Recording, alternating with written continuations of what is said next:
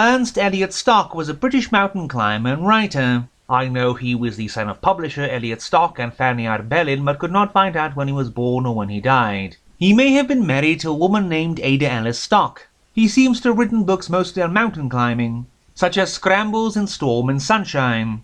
But he also wrote The Land of the Lord's Marchers from 1912, being a record of 6 vagabond days among the peaks and rivers of the West Country. He also wrote at least 2 easily staged musical plays for children, The Magic Chest, an adaptation of the myth of Pandora, and The Pied Piper. We will review his 1911 The Ring of Ugg and Other Weird Tales. The Ring of Ugg, a tale of the Cumberland Fells, has Ewart come to the inn after a day's rigorous climbing, only to see Professor Pendry come in like a shadow, a mere husk of his former self. Seeing he had not even made his way to dinner, Ewart approaches the door of the professor's room, all the while feeling very uncanny. Inside he finds Professor Pendry sitting in his chair as a near lifeless crumpled heap, while on the mantel he spots a strange luminescent ring. This, the professor says, is the Ring of Ugg. He then says how, for many years, he had found ancient primitive markings all around the country, all having the same pictographic meaning. Ugg is dead, guard the Ring of Ugg. He then tells Ewart of how he found the ring in an empty tomb where upon a vase he saw depicted the burial of Ugg,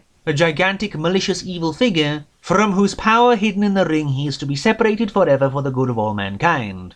That is why Ugg himself had been buried in a tomb far distant from where his ring was buried. The professor, not leaving well enough alone, looks for the tomb on the Cumberland Fells and finds it up on the yew barrow, and then when entering the tomb finds out the man from the Neolithic is still alive, sitting as a living shrunken corpse amid his bone-filled tomb. The professor runs off, but sits at the inn waiting for Ugg to come and claim his ring and the professor's life. He does, yet the professor easily snaps the ring beforehand, so Ugg, who had been denied entry to the world of the dead, sulks off into the mountains. The Door Ajar, a tale of the Bernese Oberland, has the narrator read in the newspaper of the death or disappearance of his friend John Chatteris in the Alps. Deciding to find him no matter what, he journeys there, and with John's friend and guide Hans they go up and down the mountains, feeling the dead man is somewhere close but not knowing where. Then they come to a fissure and see the dead man's mangled form standing in a crevice to warn them before disappearing. A cry from the ice, a mystery of the Arctic, has Dr. Muttleberry sent off by a learned society on board of the Plethora to go take photographs of the Arctic from western Greenland and beyond.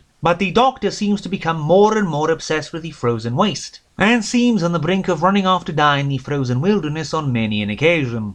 Then the ship is caught in a fog, the doctor is seen talking to no one in a strange language, and then is found to be an insane maniac who stole an Inuit girl's corpse to sell it. The Hidden Guest, a tale of the Pembrokeshire coast, has Philip Strode buy an old castle ludicrously cheap, but then he and his friend Tim see something yellow and inhuman poke its head out of the local well. When they follow, they find an ancient, desiccated husk of a smuggler hidden in the caverns for decades by his son, and turned into an inhuman beast, who attacks them but dies in the effort. It is a shame Stock never wrote more like this. The title story especially is memorable.